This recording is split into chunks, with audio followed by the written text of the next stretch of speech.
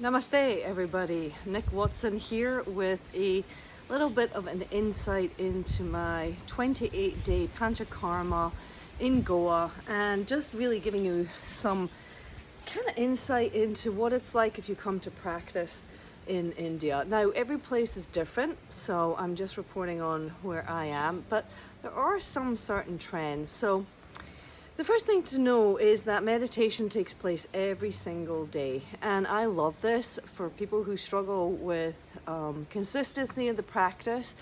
Just having a place and a time to be at is a huge, I mean, for me it's kind of like half the battle. Although I do meditate every day, I love meditating in a group and I love being guided in meditation. So it kicks off at 6 a.m., which seems like a real shocker, except for the fact that you've got to remember that most of the time, if you're staying in a retreat or in an ashram like this, that you're going to be going to bed usually around 9 or 10 p.m. So you've still got a great 8 hours of sleep time. So I just wanted to show you a little bit of the meditation hall that I'm in. So 6 a.m. we start here.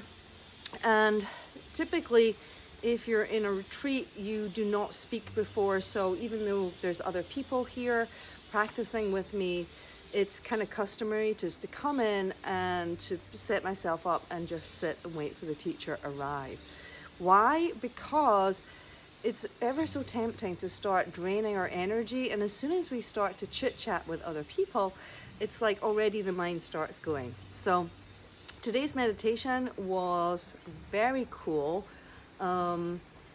We sat, I like to have a scarf on over my head. I don't know why, but I like to do that. And what's nice about this place is there's plenty of props. You can see a little bit here. If I turn around, there's someone's mat here. They've got them set up.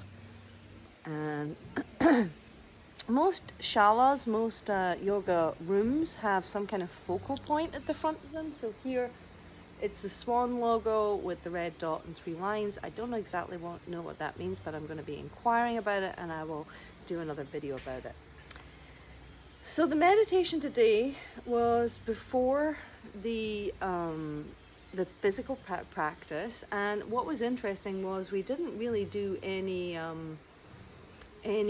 breath work. We just went straight into a meditation where we began to feel inside the body, outside the body. And then the cool thing was, I teach Yoga Nidra, and so there's a part in Yoga Nidra where we talk about, listening and tuning into the sounds outside. And it's a way of taking yourself into the more etheric body, in the more subtle body. Obviously, when you do this in a yoga studio, there's very little to be listening to, right? But this morning, as I sat here, it was obviously 6 till 6:30 a.m. It's half an hour meditation. So much like little noises. So there was some dogs barking, there was a crow crowing, there's some leaves rustling, and a bird. And what we did was we affixed to one sound, and then we moved to another sound, and then we moved to another sound. And it was almost like it kind of created this little matrix, and then creating all sounds. And it's the sound, the quality of ether is like the highest vibration. So when you connect them all together, there's this place of kind of like, whoa, yay, yay, expansion.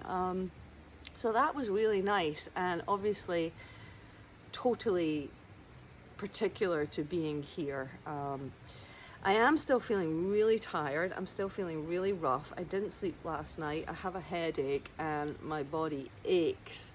But that's what I expected. The first 3 days of the Panchakarma can be pretty rough because you're coming from being in a place of a lot of toxicity. In my case, party time, too much alcohol, too much TV, too much screen time, a little bit of nicotine thrown in there, and coming here, and it's just like the body is craving these things, and so it's getting through that, which I think for people who are using you know, substances and are looking to get off of them, I think doing an Ayurvedic retreat is one of the best ways to do it, because you're really supported. There's something to be doing all the time, and you know, you're supported with this. So anyway, I'm hoping that by tomorrow, all of that